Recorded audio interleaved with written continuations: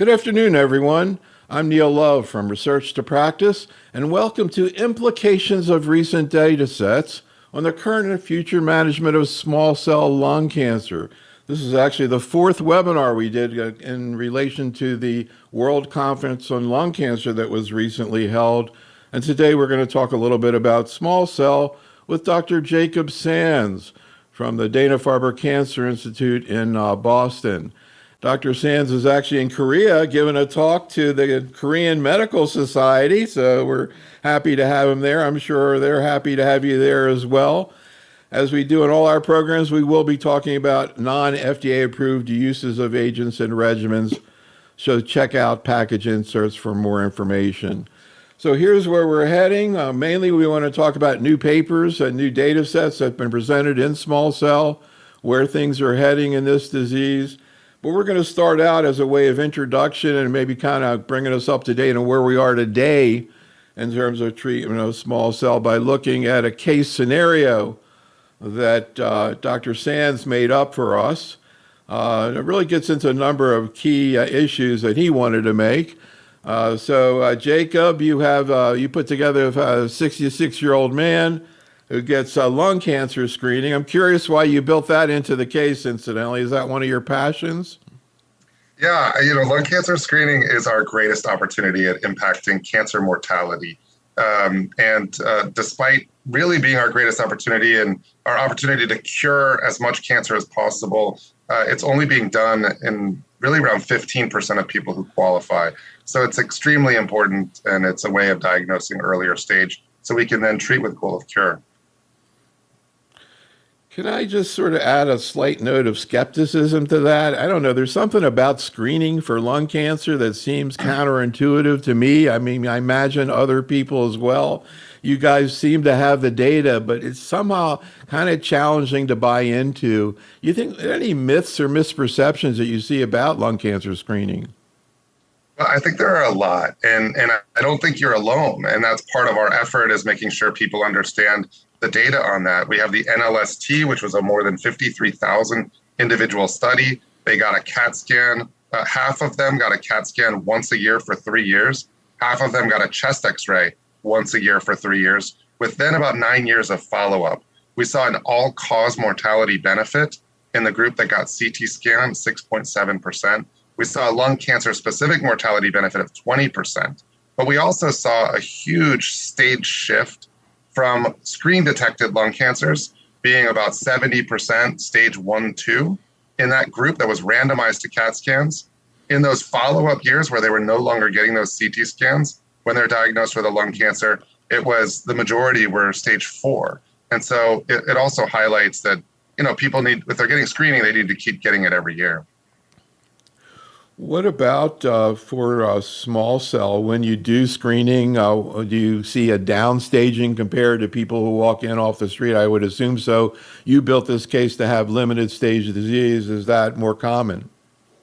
Yeah, it is, but not like non-small cell lung cancer. In a lung screening program, especially when people are past that baseline year, where they can have more late stage disease, they haven't been getting screened. In the following years, it could be around 85% stage 1 non-small cell lung cancer. But in small cell lung cancer, it really is only about 50% limited stage. Just small cell progresses so rapidly, it's not as effectively screened. So again, building on recent literature, you made this case an Adriatic case of limited stage disease, and you were telling me before we got started, you actually haven't treated a patient with the Adriatic regimen. I'm curious what your take is on what to expect. Obviously we have a lot of history in non-small cell giving chemoradiation with durvalumab. Now this is small cell. What do we know from the literature already, and what are you expecting when you start using this approach? That's right. So I'm starting my first patient now on durvalumab post-chemo radiation based upon the Adriatic data. We enrolled to the atezolizumab trial, that the NRG study that included atezo with chemo radiation and then following for another year. And the experience with that was very good. At this point, we have so much experience with these PD-L1 inhibitors. I've fully expected these studies to be positive. It's taken a couple more years than I expected as well. So it was very nice to see that Adriatic data come out. What are your thoughts about prophylactic cranial radiation at this point? I know, again, you built this case where the man chose to just have MR screening. Is that what you're generally doing? In limited stage, there's more variability. I think in limited stage, I think a lot of people still hold on to that this is our opportunity for cure, and so patients should get prophylactic cranial irradiation. I am still a bit skeptical of that. Even now, not everybody is anymore, based upon the data that we saw years ago at this point from Japan with extensive stage, where Q3-month MRI brain monitoring certainly did as well, if not even a touch better, in survival than those who got prophylactic cranial irradiation. That has led to, in the extensive stage setting, kind of a leaning away from PCI. In limited stage, we still don't really have data for this, but our prior studies that showed survival benefit from PCI, none of them included an MRI brain at baseline. So, those results are not really entirely valid. Now, in the limited stage setting at this point, I think many are getting PCI, but some are not. And this really ends up being an individual discussion with each patient. So, quick question from the chat room, and I would encourage people attending, if you have any questions about taking care of people with small cell, I'll throw them in here. It's an interesting question from Venue. Jacob, any data for adding PD-1 concurrent with radiation therapy? Of course, that wasn't done in the Pacific trial either, but has that been looked at? Any rationale to do that? It wasn't done in the Adriatic trial, but that was 2 years of durvalumab after chemoradiation. But it was done in the NRG study, the LU005, which was chemoradiation with atezolizumab. The atezolizumab was started at cycle 2 at the time of initiating radiation as well, and then continued for 1 year after radiation. Now, those results should be out very soon. I don't know if there's been a press release on that yet, but it is imminent. So again, we're going to get to some of the new stuff in a second, but just to kind of touch base about things that have been out there for a while. So you built this scenario for the patient then to develop recurrent metastatic disease, liver mets confirmed with biopsy. And it just gives us an opportunity, or you an opportunity, to talk something you've written a lot about, which is the treatment of recurrent small cell, not just in this situation, and more commonly, I guess, people presenting with extensive stage disease. Can you talk about, in both of those scenarios, how you sort of think through second-line therapy? Yeah. Now, first of all, I did not specify his smoking history, but I did specify that he had lung screening, which does indicate that he has a substantial smoking history. In somebody without a smoking history, though, getting genomic testing is really important. I'm not going to dive too much more into that, but I have seen MET exon 14 skipping mutation. I have a patient right now with an EGFR mutant, but de novo small cell lung cancer. So someone without smoking history, that needs to be checked. Everything we're discussing is more classic small cell lung cancer. So based upon the Adriatic data, which we'll go into, this patient, I built in the case to get treated on the Adriatic regimen, which is now what I consider the standard of care going forward. 6 months in, I specified multiple sites because this then leads to next line systemic therapy. And if there were only a solitary brain met or even a few brain mets with no other sites of disease, particularly if that patient has not gotten PCI, I would have the brain treated, and then I would continue on the durvalumab in this case, or monitoring if that's what he was on. I do not start next line therapy for brain only recurrence. And I have had some patients that really have gone on for years without recurrence, with just getting the brain treated. I think with our new paradigm where some patients aren't getting PCI, that's a particularly important point. But in this case, multiple sites of disease, this now opens it up. This is becoming such an interesting discussion now in the second line setting. Do we give lurbinectedin? Do we give tarlatamab? Do we give irinotecan? That's my preference to topotecan, but many still use topotecan. All of those are within the supported within the NCCN guidelines. And then platinum etoposide retreatment is also within the guidelines. And I do not really use much platinum retreatment. I think when patients have had platinum sensitive disease, that represents cytotoxic sensitive disease. And so they're more likely to also have responses to these other cytotoxics. Now, in this case, 6 months after chemoradiation, to have progression at that point. I'm putting it right on the cusp. So you can really choose from all of these, and I think there are differences in people's practices as far as which they would choose. There are then also clinical trials options, and we'll discuss ifinatamab deruxtecan. That has shown an impressive response rate. I think there are some nuances to discuss from that. There are a number of other trials as well. I think it's an exciting time as far as treatment options in small cell lung cancer. We got a lot of stuff coming in the chat room here. We've stoked a lot of people's thinking here. So let me throw a few things out before we go any farther. I didn't figure those were going to happen. So see, this is like a memory test. See if you can remember all these questions. So first of all, Hassan wants to know what about, hold on. No, I'm sorry. Dilip wants to know about CNS toxicity of PCI and risk factors for that. Where did I see the other one here? Oh, Swati, you commented a little bit on this. Can you talk a little bit more about re-challenge of platinum and when you'll re-challenge as opposed to not? Hassan wants to know about PARP inhibitors in small cell. Okay, great. So starting out with PCI, what I said is that now we're leaning away from it in extensive stage disease based upon what we've seen from that study out of Japan that showed no real difference when patients are getting MRI brain at baseline before randomization. The group that got every 3-month MRI brain did just as well, if not a touch better, than the group that got PCI. So in the extensive stage, we've leaned away from doing it, I think, for the majority of cases. In the limited stage setting is actually where I think the question is most relevant, is what are the toxicities? The patients that are cured of their disease, that have decades longer to live, PCI has more of a risk then of longer term memory issues or toxicities. And so this is the setting where I think getting more data is really more important. We have the Maverick trial, which is currently ongoing in the US. This is a randomization to PCI versus Q3-month observation in limited stage and extensive stage. And I'm hoping we'll get something out of that when that completes, but that's still ongoing accrual.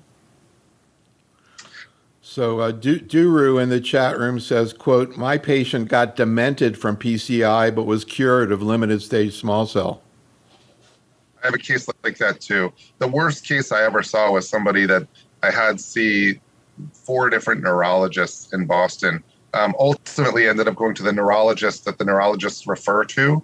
And unfortunately, in the end, it really seemed like it was from the radiation. There was nothing else that we could find. And this lady really became completely debilitated, but never, she didn't have small cell lung cancer.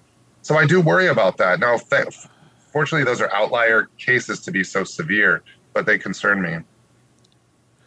So, Emily is another person. A lot of people are putting stuff in here in the chat room about CNS issues with PCI. She says her patient had a metallic taste. Have you seen that? Well, yes. And that, we also see that sometimes after the platinum therapy as well. So, but I agree with all of this. I have concerns about toxicity. And this is why I say I think we're happy to lean away from using PCI, but then that changes the paradigm. We're seeing more CNS occurrence in patients not getting PCI. And we know that from the studies. We've seen that from that Japanese study I keep referring back to. In those that didn't get PCI, they were more likely to need radiation later. And so in someone who has limited stage disease that now has brain-only recurrence, you need to consider that wouldn't have shown up had they gotten PCI. So radiating it therapeutically and then monitoring is still in my practice. Now, to go back to, you listed a couple other questions, one being PARP inhibitor. There are various studies with PARP inhibitors, and we can discuss that. There's not yet really a place for it that I see. We saw a SWOG trial in those with Schlafen-11 expression. That has seemed to be a biomarker for increased likelihood of response to PARP inhibitors. That first line study with a PARP inhibitor in the SWOG trial, really the data on that didn't change practice. The curves don't separate that much. To me, it was a little disappointing to see that, particularly in a biomarker selected population. But it did show that we can do a biomarker driven trial, which I think was very encouraging. So here's a slide with some of the targets that we're going to talk about today in small cell. I did a session a couple hours ago with Erica Hamilton from Sarah Cannon, and I was telling her that I saw a paper in your CV of a tri-specific. Yeah. I never heard of Yeah, tri-specific, CD3 tri-specific. I love it. that's right. That's right. So the HPN 328, you see that there listed for DLL3. That's also tarlatamab, now an FDA approved DLL3 CD3 bispecific. HPN 328 is now MK 6070. That's trispecific. It's DLL3 CD3, just like tarlatamab, and then also albumin. So this is a stabilizer essentially. All right, well, let's talk about some of the new stuff that's coming out in small cell. And as you alluded to, I mean, this ASCO was a great ASCO for lung cancer, particularly the plenary session. And one of the papers here was the Adriatic study, as we've been talking about, that then got published in the New England Journal. Anything you want to say about this? You were trying to bring up to me the issue of a question people come up with, why the survival was the median survival was so dramatic, and you put together a bunch of curves trying to explain it. You want to try to explain it to the audience? Yeah.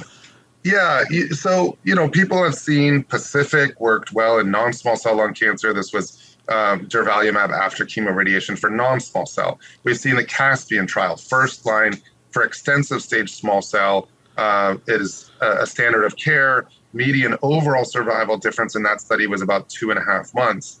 So now to see something with a median overall survival difference of 22.5 months, this is a shocking number. A 22.5 month improvement in median overall survival with Adriatic. But the point is going to be the shape of the curves. Actually, the shape of the curves matches what we see in Caspian. We're just seeing it at that 50% mark on the axis there. So we're seeing those curves separate out at the point where the median really is, which is why we're seeing that wide median overall survival difference. But you'll see the separation of the curves is actually similar. In the progression-free survival curves of Adriatic, there was a median progression-free survival difference of about 7.5 months. Whereas in Caspian, it was actually very similar. There was no real difference in the median progression-free survival on Caspian, but the curves separate out similarly.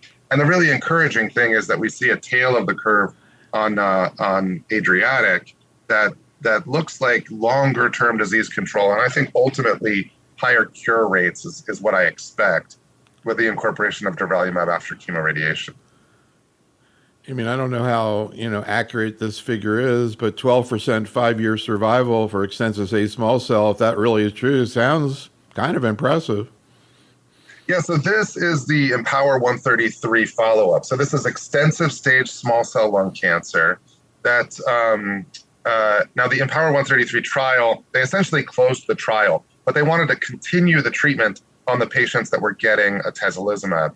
Now, unfortunately, they named then the extension of those patients Umbrella A. So it sounds like a different trial, but this is the extension of Empower 133. So the patients that were still getting treatment with atezolizumab on Empower 133 were then continued. And that cohort you see here in the swimmer's plot. So you can see there are people alive many years out. And I'll say I have patients more than 5 years out on atezolizumab, but all of the checkpoint inhibitors in that setting. I had a patient from the Pembro trial in the first line setting. That was a negative trial, but a patient who was multiple years out without any evidence of recurrence or progression, I should say, because she had metastatic disease. She unfortunately died of a stroke, but never had, but had disease control for about 5 years before she then had a stroke and off of treatment. So we did a webinar last night on mantle cell lymphoma, and I was telling the faculty that we were going to be talking about a CD3 bispecific and a solid tumor. I think this is the first one that we had to deal with, and I was like, it has to be small cell. And so you can imagine how much we've talked about cytokine release syndrome in our myeloma and lymphoma programs, and we're like, whoa, is this going to be now for small cell? So It let's talk a is. little bit about tarlatamab. This is your baby, so to speak. First of all, before we even get started, to what degree do you see cytokine release, and how much of a problem is it in these patients? So it's about 50% of patients that have cytokine release syndrome. The majority of those being grade 1, meaning they have a fever, they get some Tylenol, and that's it. But about 20% were grade 2, 20% overall. So 50%, so 30% grade 1, 20% grade 2, essentially.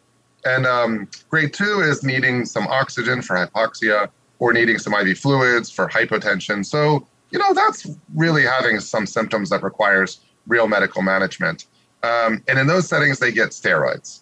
And for tarlatamab, what we saw is that was almost all of it. There was one case in the 10 milligram cohort, and this is the dosing that's FDA approved and now standard of care.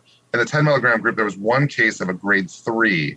Now, that was not at my institution, but and I'm not entirely sure on the specifics around that, but that patient apparently had this grade 3, and the patient and family decided they don't want any further treatment. They actually went on to comfort measures only. So I don't think their CRS was even managed, and that patient was placed on comfort measures only.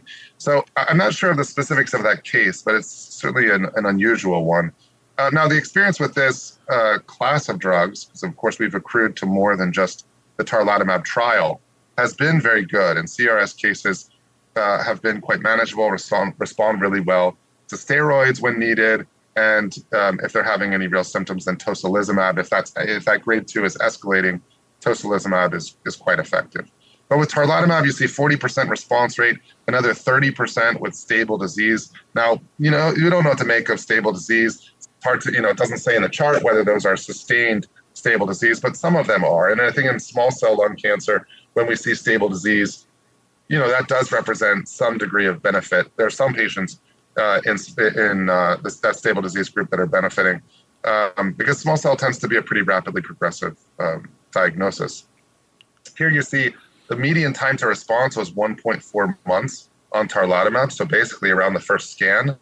The median duration of response, which was just reported out at World Lung, is 9.7 months. So really durable responses for small cell lung cancer. 43% of patients still ongoing treatment at the time of data cut.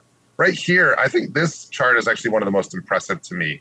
And this represents a new paradigm in small cell lung cancer therapy when we see that the progression-free survival on first-line regimen, you can see whether the patients had less than or more than 90-day chemotherapy-free interval, it is not impacting their overall survival curves on tarlatamab. Now, in this trial, the majority of patients were getting this in the third line, but that platinum-resistant or platinum-sensitive disease, that is an important indicator of the likelihood of cytotoxic responses. So all the other treatments that we're utilizing for these patients, we would see substantial separation of the curves there.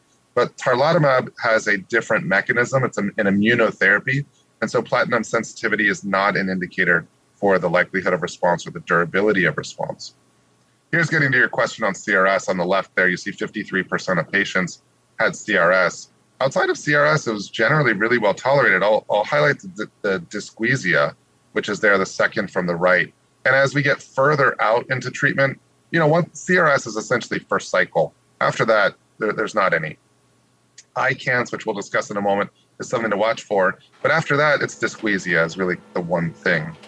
I think this is a really helpful chart. So on the left there, you see CRS. So as I mentioned, 32% grade 1, 20% grade 2. There's that one outlier case that I highlighted for overall incidence of CRS on the left.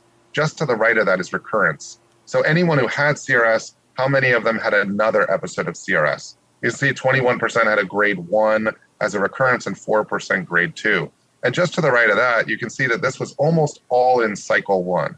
Now, cycle 1 is a day 1 and day 8 infusion. The two of those infusions are generally happening inpatient at this point as standard of care.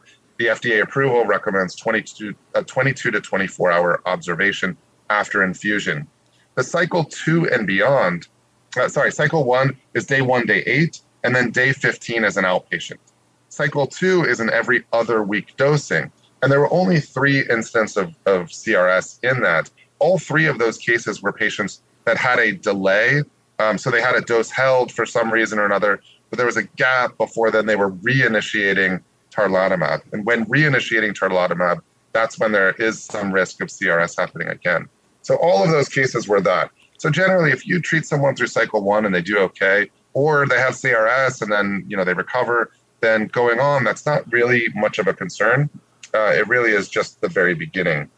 ICANS is a little bit different. This requires mental status testing, but that's really within the first 3 to 6 months that you see that. And there are 4 questions to ask people and do an ICE score. And so that's something for people to be aware of. A group of us have put together a toxicity management manuscript that has just been submitted and hopefully will be accepted and will be out there soon, because I think that'll be really helpful to people as they're treating on this standard of care. Priya in the chat room wants to know, do you need to use infection prophylaxis?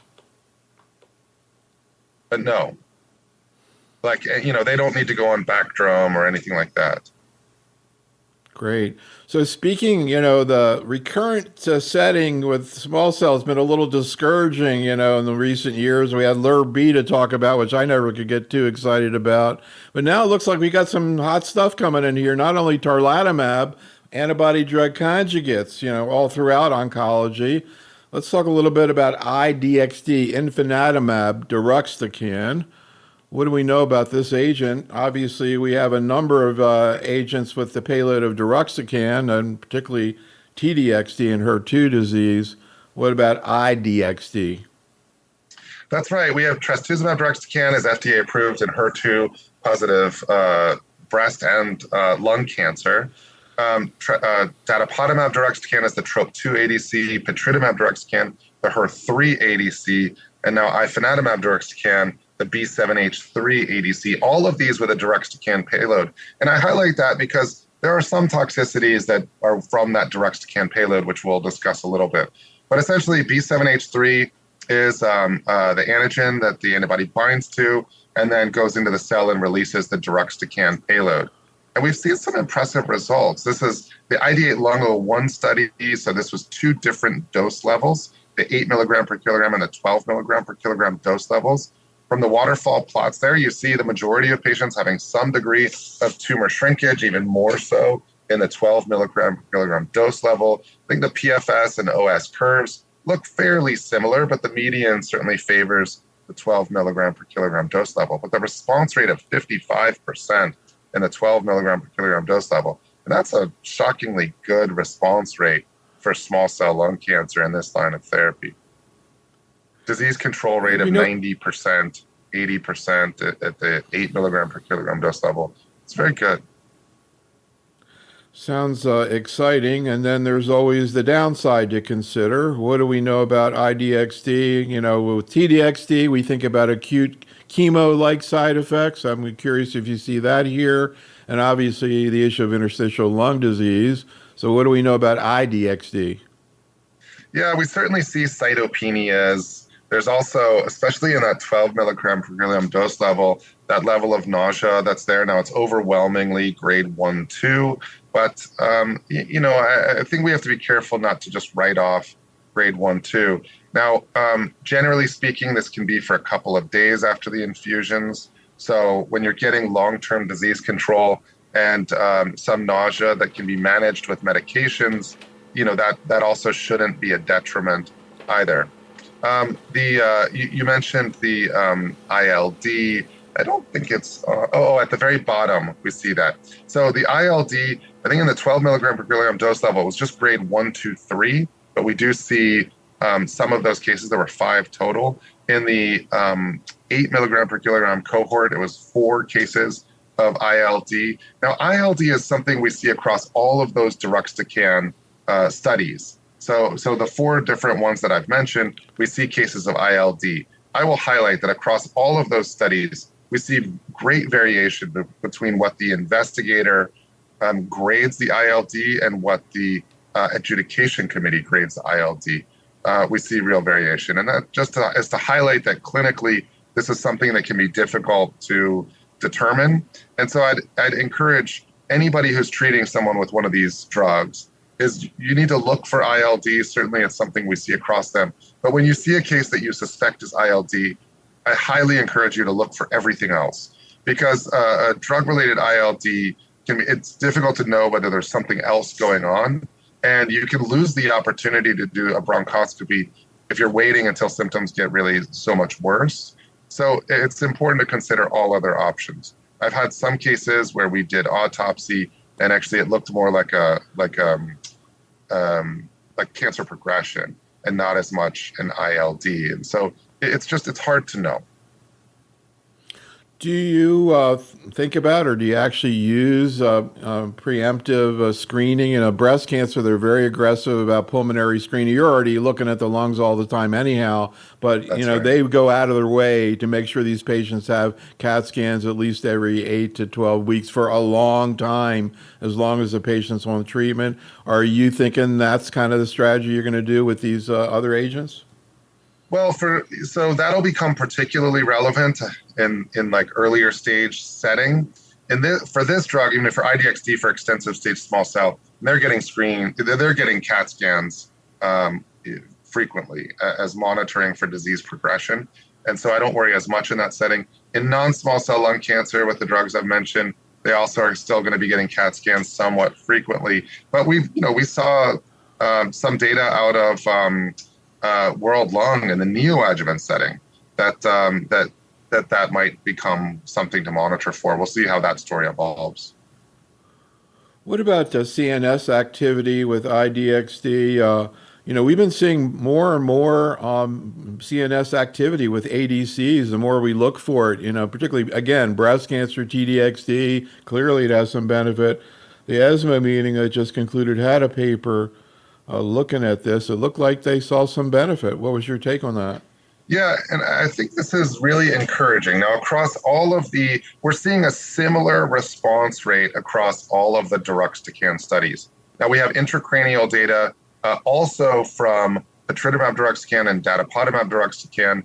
You mentioned TDXD and now IDXD. The one thing, if you go back to that one other chart of, I think something to highlight from this. So some of these patients had prior radiation therapy, had radiation prior to their baseline. Now, that's really important to highlight because you can't really accurately determine whether there's a response in a lesion if it's been previously radiated. I suppose if there had been progression within that lesion and now you're seeing activity there, but then you could look at that. So the boxes represent those who had prior radiation. So some of those are mixed in here, but the circles are people that did not. So you do see clear indication of responses in brain mets that had not previously been treated. Now, we have seen that also from Dato-DXd and from patritumab deruxtecan. These, across the board, it looks like a response rate of probably about 30%. If you're looking at within each of those studies, the number of patients that did not have prior radiation and what the response rate is within those lesions. It was essentially 10 out of 30 in the patritumab deruxtecan study, 1 out of 3 in Dato-DXd from Tropion-Lung05. And here it was also about 30%, it looks like, in those that hadn't had prior radiation. Chat room wants to know, do you need to look for the target or it's present in all patients? So the target has not been an indicator of response. That's been true in multiple of the ADCs that we've seen with sacituzumab govitecan. For TROP2, the TROP2 levels hadn't mattered. For Dato-DXd, the TROP2 levels hadn't mattered. And we did just see at World Lung a new potential biomarker for TROP2 testing that might actually, that looks promising when looking at PFS from Tropion-Lung01. That's still very early. That came out late breaking. So we'll see where that story goes. But B7H3 expression at this point has not really been an indicator. Now, I don't know, the TROP2 test looked at surface level TROP2 as well as intracellular TROP2. And it was actually a higher ratio of intracellular TROP2 that seems to be the indicator for the biomarker for those that are going to respond. And I wonder if that is just an indicator of higher internalization of the receptor. And maybe something like that needs to be done with B7H3. I think there's still a lot of work to do on that. So I know everybody who's watching this is thinking to themselves, well, theoretically, how do we sequence these two new agents? You have tarlatamab. Now you have a pretty exciting ADC that causes response rates over 50%, kind of making topotecan look and or the other options, including LIRB, look not as exciting. But here's this randomized study that's going to look at that. Where do you think we're going to land in the next couple of years in terms of sequencing with tarlatamab and IDXD? It's this is not something that the small cell oncology community has had to deal with. We've not had a ton of different options that have been encouraging. So it's exciting to have that. No, I think it gives us an opportunity to talk to each patient and treat each patient individually. There are some patients where they've had a long time of disease control with initial platinum-based treatment, and so other cytotoxics then are more likely to have a longer time of disease control. I still think lurbinectedin is a good option for that. Irinotecan is my preference to topotecan. Both of those I think are good. For IDXD to now be in the mix, paclitaxel is of course still an option as well. With a shorter time of chemotherapy-free interval, that's where I think those curves for tarlatamab are really encouraging to see that that's not limiting what we're seeing from durability of responses in that group. Now, there are some patients where you can coordinate the hospital admission, but in the years ahead, for tarlatamab, we might transition to be able to give that as an outpatient as well. When that happens, that would kind of alter the field too. So, each patient individually will be able to assess and what the treatment that seems like it'd be best for them. So no big surprise that these agents are going to be looked at in the upfront setting. So IDXD plus atezolizumab with or without carbo. That's kind of interesting as a first-line study. Any thoughts about this? It is. Now, I am skeptical of anything overcoming platinum etoposide. This has been our best cytotoxic by far, but it's the first treatment. But here's the thing. The deruxtecan payload is a topoisomerase inhibitor payload.